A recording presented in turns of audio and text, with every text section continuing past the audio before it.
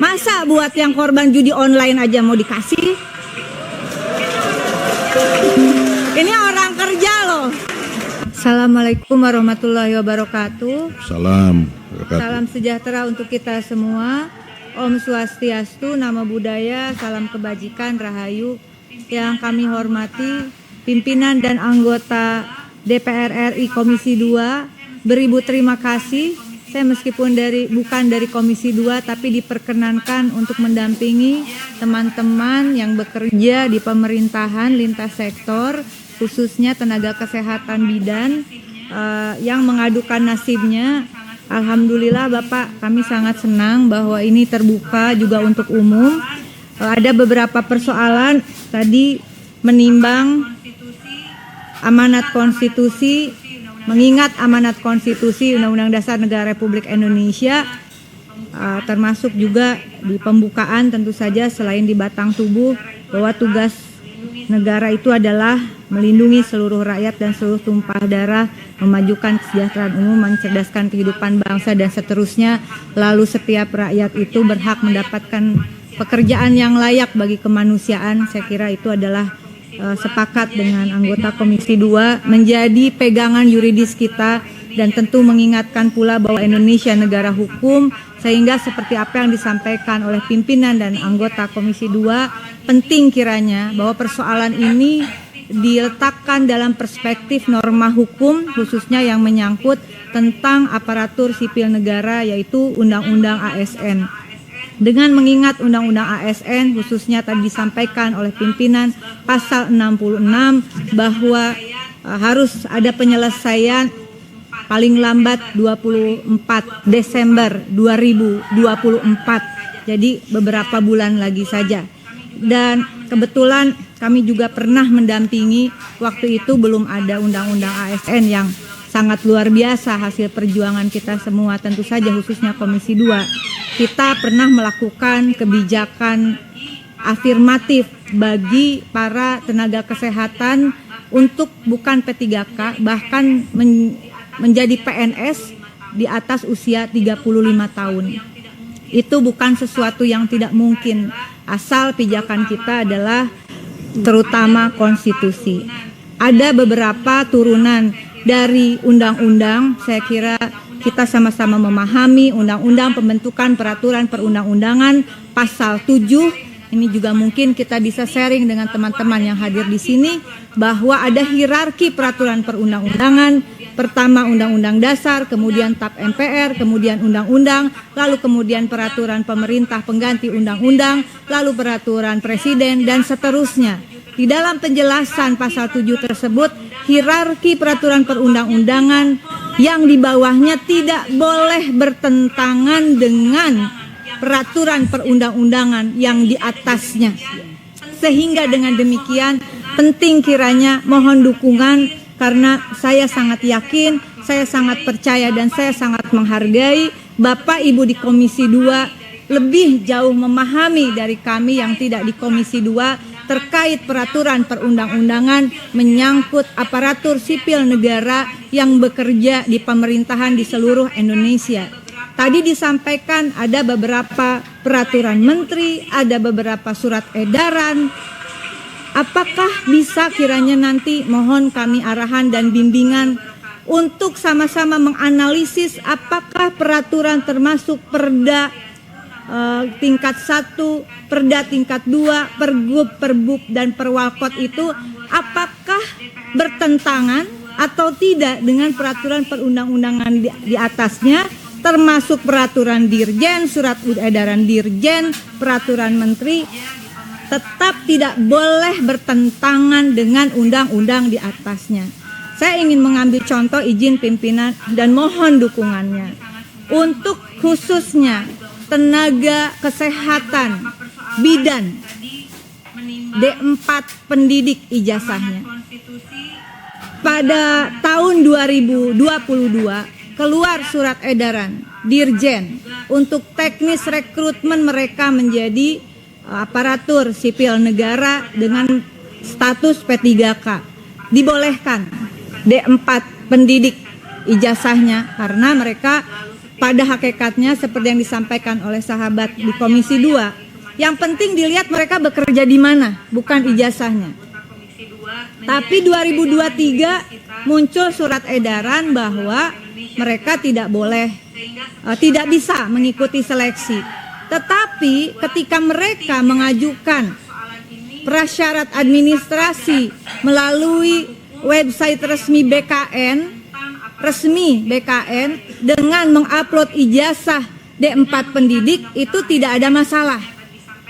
Kemudian karena ada surat edaran di 2023, mereka meskipun telah lulus, jumlahnya kurang lebih, mestinya ini juga BKN yang punya data, bukan kami yang mencari, bukan bidan yang mengumpulkan. Ada sekitar 690 orang sudah lulus. Ini teman-teman yang profesi lain, ini udah lulus ujian aja nggak dikeluarin SK-nya. Nah, kemudian di 2024 keluar surat edaran lagi bahwa tidak ada masalah dengan ijazah D4 pendidik. Kok saya jadi onengnya kumat, pimpinan? Ya, aturan ini kok bisa berubah-ubah? Ya, seolah-olah tidak menyangkut.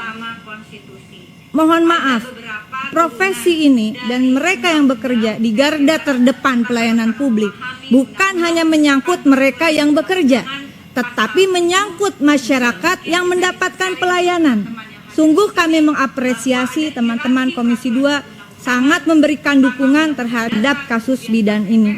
Nah, pimpinan dan juga anggota dan hadirin yang saya hormati, singkat kata,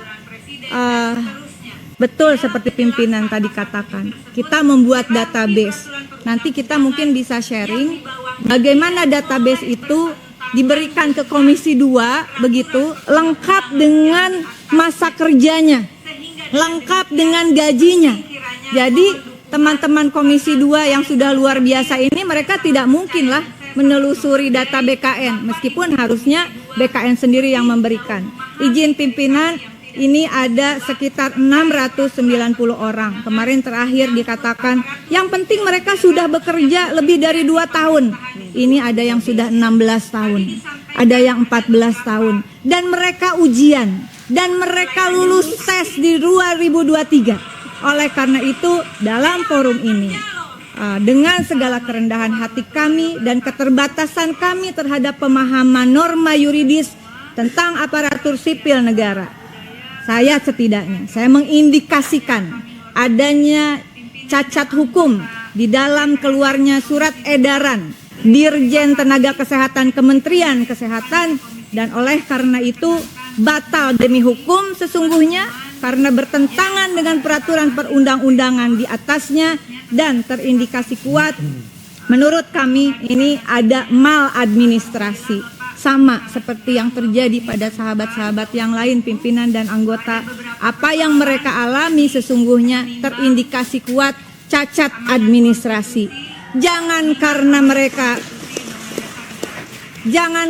mereka sedang berkuasa terindikasi cacat administrasi, termasuk yang disampaikan sahabat tadi tentang kondisi di daerah. Saya kira ketika pemerintahan terindikasi kuat cacat administrasi, terindikasi kuat melampaui peraturan perundang-undangan, padahal pemerintahan ini harus dijalankan berdasarkan norma hukum, dalam pandangan konstitusional kami, maka seluruh aturan yang bertentangan itu kiranya batal.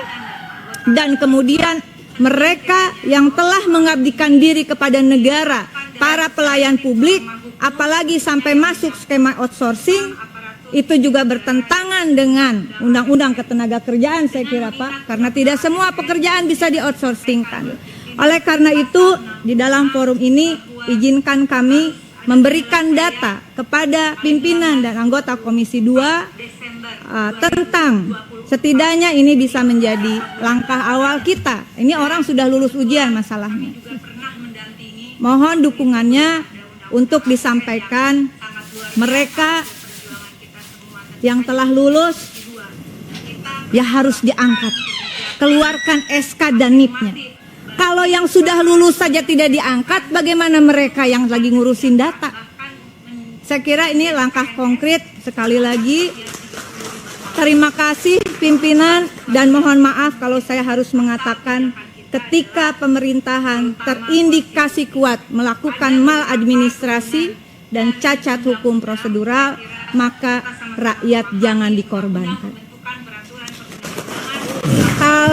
Kalau urusannya APBN tadi sahabat-sahabat yang di Banggar sudah mengatakan itu akan dialokasikan pimpinan. Saya yakin APBN itu kalau disusun berbasis data yang akurat cukup.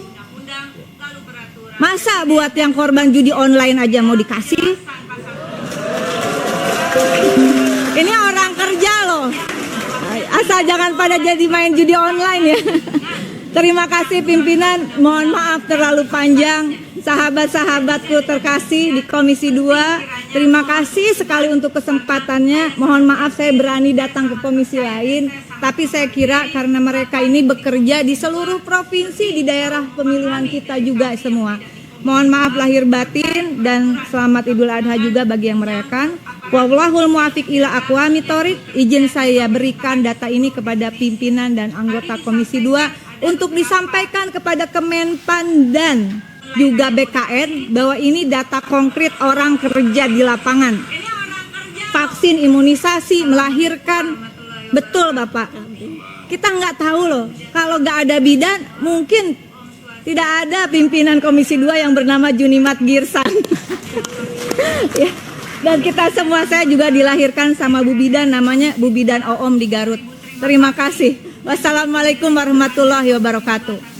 Salam warahmatullahi wabarakatuh. Terima kasih Indonesia. Terima kasih Ibu Dr. Rike Diah Pitaloka. Beliau bukan anggota Komisi 2, Bapak sekalian. Ya, beliau Komisi 6. Komisi tentang Komisi 2 DPR RI Rike Diah Pitaloka sangat menolak dengan adanya bantuan sosial kepada korban judi online yang disetujui oleh Menko PMK dan Menteri Sosial Muhadjir Effendi dan Tri Risma hari ini. Pasalnya di sini tapi yang diminta oleh Rike Diah Pitaloka adalah dia memang menolak, tetapi masa yang bekerja di sini gajinya kurang atau semacam apalah itu yang dia sepertinya menginginkan juga anggaran dari APBN itu untuk menaikkan insentif atau gaji. Kita tidak tahu. Seharusnya APBN itu memang harusnya untuk ke rakyat lagi, pos-posnya sudah ada, tidak untuk dialokasikan yang tidak dalam anggaran pembangunan daerah atau APBD itu sendiri. Harusnya pemerintah lebih tahu mana yang lebih prioritas dan mana yang tidak prioritas. Membuang-buang anggaran untuk diberikan kepada pelaku korban judi online yang kemudian nanti mereka bisa mengulangi itu lagi. Assalamualaikum warahmatullahi wabarakatuh.